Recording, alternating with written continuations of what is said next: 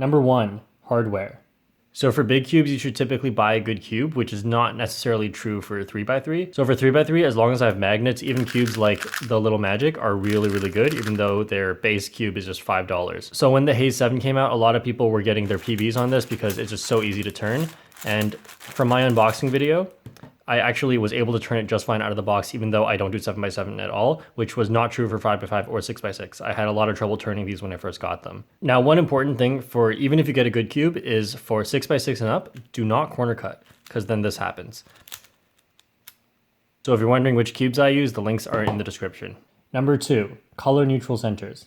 For big cubes, unless you're using the Qiao method, you have to be able to start on any center, because if you force yourself to pick white or yellow, sometimes it can be really bad. So once you finish 3 centers, then the next center is important. And so if you've done 4x4, then you should be able to know how the color scheme works. And so here, for example, if I have blue followed by red, then I know that white must be underneath that. But even if you get the color scheme wrong, white, blue, red, blue, then you can just do this, and then U2, D2, do that, and then the color scheme has been fixed and all of the edges are preserved. So even if you notice during 3x3 stage, you can still fix it. Number 3, the best way to build centers.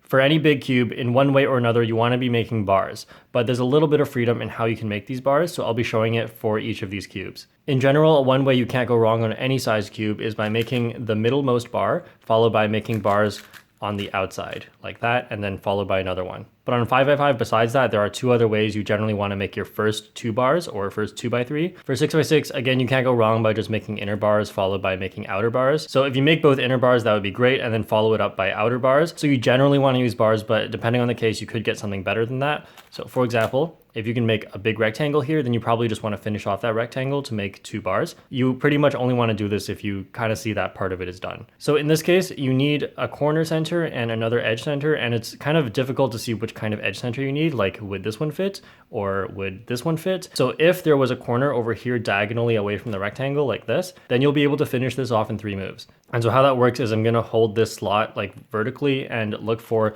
an edge that this corner can pair with, like that. 1, 2, 3.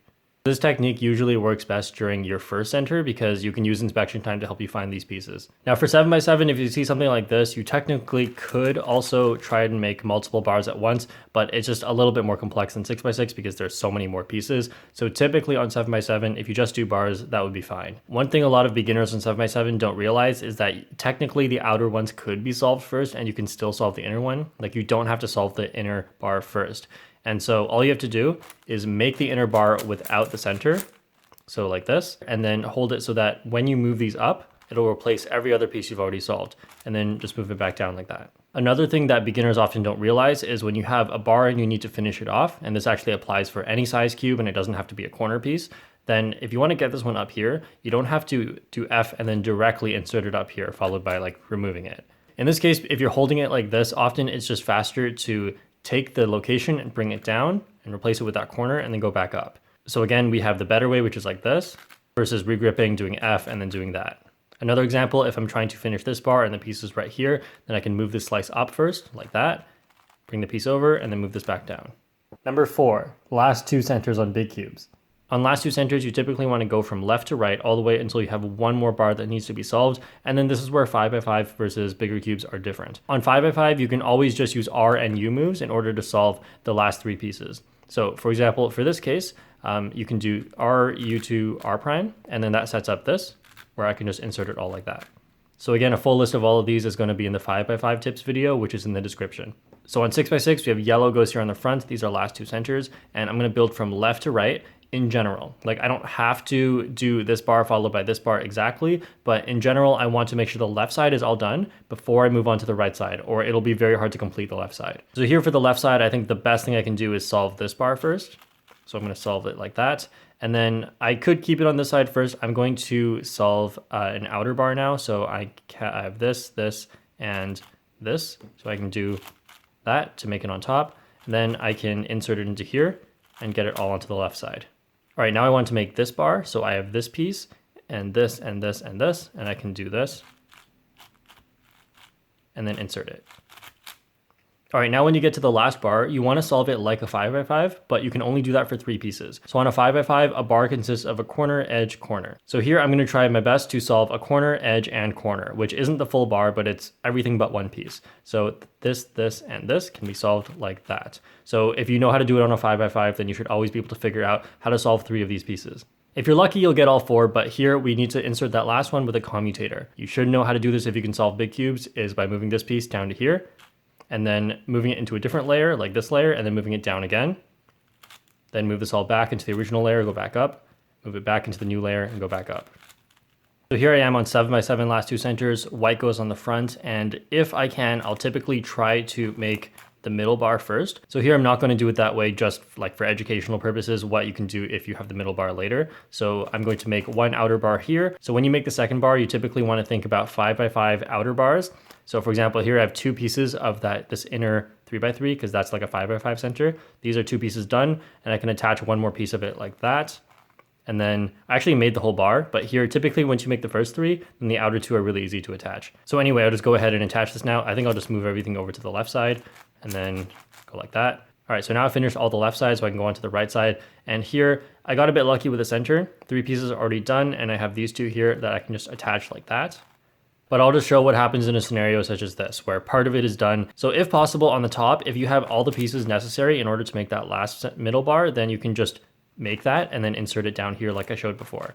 But on top, you won't always have the necessary pieces. In general, here's how you could do it instead. All you need is to grab all the necessary pieces in order to make this middle bar and then move them down into here while replacing what you've already made. So for example, I have 3 here already, so I just need 2 more, and I'll grab those 2 and bring them down. And then from here, with this out of the way, we're just gonna ignore the left side. The left side has like this restriction over here. We're gonna deal with the right side only in order to solve this. So how you can use the right side to solve this is like this. And then we're just gonna move all of this back up. And that solves the middle bar. All right, so moving on to the next second layer bar. Here I'm looking for a 5x5 kind of pattern here. So these 2 and this one, I can join them up like this, which would actually be better here because I wanna preserve this one. I could do a slice move to preserve that one. And then here, this is just a common pattern. If you see this and these, then you can pair them up like that. That looks like a happy face. All right, now so I can insert this one into here. Now I want to solve as many pieces as I can using 5x5 techniques. So here I see I have this corner, and I need to find one edge. So this is one edge, but these are 2 edges that are like in the same spot. So this is, I'd rather use this one. So I'm going to attach this one to these 2, and then attach these like that. And then I'll just have to do 1 commutator here. But on 7x7, typically the maximum you'll have to do is 2 commutators. Number 5, Freeslice edge pairing. So edge pairing is basically the same on all big cubes, but here I'm going to show some techniques you want to look out for. So here the best way to get these 2 together with this one is not with a slice move like this, because that's a lot of regrips. I feel like when I started, that's the first thought I had, but the better thing to do is a combination of 2 U moves. So like this and like this.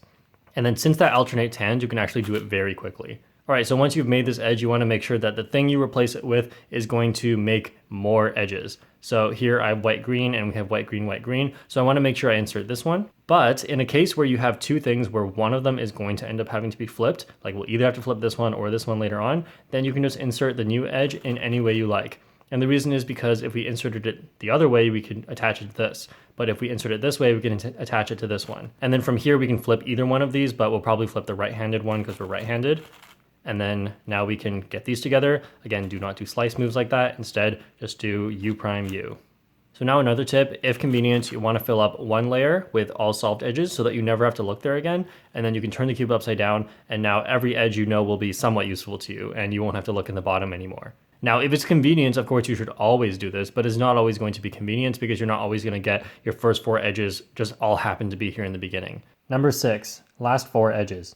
This is not always the fastest technique, and sometimes you want to solve edges that are quite obvious to solve, but in general, if you get like cases like this where there's nothing very obvious, then here's something you can do. So you want to keep 2 edges where they are. It can be any of the 2 edges, maybe these 2, and then just take the other ones out, both into the top layer. And then now you kind of just work your way from the inside to the outside. So if you're just looking at the inner 2 edges, these are like 4x4 edges. So you would just here, obviously, it would be better to solve 2 yellow oranges at once, but just to show the basic idea, you could just solve these 2 and then cycle it like it was 4x4. So we want to, if we bring this one over, whatever's here is going to come back, and we want yellow green to come back, so we can have yellow green there. And then lastly, we have these two and these. So here I could just do slice, flip, slice. And there we go. So once you solved all the inner edges, this basically is 5 by 5 edges now. So you just continue solving like it was 5 by 5. And so you can use a similar idea on 7 by 7. You can solve the middle 3 first as if it was 5 by 5 edges. So we can solve red and green here like this, and then solve yellow, blue. And then if you run into a case where you solved your last edge, but you get 5 by 5 parity here, you could just leave it. All right, then once you solve all the edges like a 5 by 5, then you can just do parity here. Number 7, 3 by 3 stage. Now for PLLs, I'll just show a few examples of where you can change to a better algorithm. This G-perm, you could do with RUD or with wide moves, but those are typically not as good if you have an RUF version, which goes like this.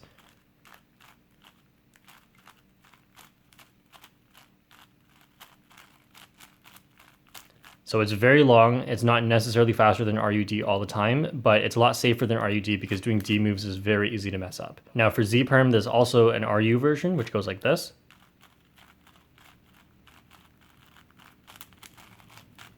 And then for H-perms, there is an RU version, which is this, but I personally think it's too long, and I think M moves are fine, at least up until 7 by 7. But for M turns, sometimes M2 is a bit risky because of that. So one thing you could do that's safer than M2 is M prime, M prime, because your ring finger typically will not hit this layer, but your middle finger can probably touch all the layers. So make sure you're not just like flicking like that. Make sure you're actually trying to touch all the layers on the way over.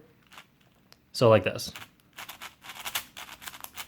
Now, one finger trick I think you should try to avoid on big cubes is RU, R prime like that. I find it's very difficult on big cubes to do that consistently. And instead, there are 3 options. You can either regrip, which is not a huge deal on big cubes because it makes the finger tricks a lot easier. Or you can do U like that, which surprisingly works well on big cubes, even though it seems like that would be a bit awkward. And then lastly, another surprising one is doing U this way, which I don't know why that still works on big cubes. So in general, you want to simplify your finger tricks where possible and try to avoid like reverse Ds and stuff like that. But sometimes there are cases where doing this or like this is still acceptable. Hey guys, huge thanks to my $5 and up patrons here. There's actually been some updates to my Patreon where I've added more tiers, including live streaming. And we also have a Discord server now where we just like chat and give advice and talk about random stuff cubing related. And last thing I want to say is a huge thanks to anyone who's bought anything from my merch store. If you want to help support my channel, but Patreon is just maybe not your thing, you could go and just buy something from the store because that also helps me out a lot. And if you use the link in the description, there's a 10% off until October 14th. So make sure you check that out. There's also been some changes where now you have more options for what color you can get for the clothes, and the shipping cost has reduced for people in some areas, especially Europe. So anyway, that's all the updates for now. Thanks for watching, and I'll see you guys next time.